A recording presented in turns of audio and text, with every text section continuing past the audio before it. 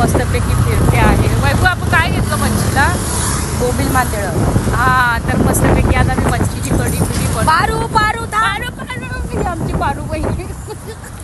तर मी एवढी मजा करते ना. तुला माहिती पडलं ना मग तू लवकर आहे. पप्पा तिकडेच आहेत.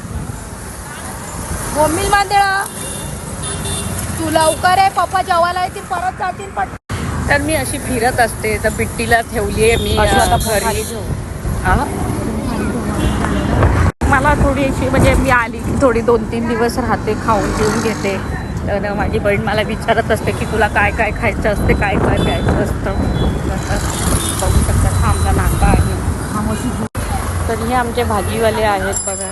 इथे सगळे असे ते आमच्याकडे असे भाजीवाले बसतात, मच्छीवाली बसते. माझी बहीण आता घेते आहे सगळं काय काय घ्यायचं आहे.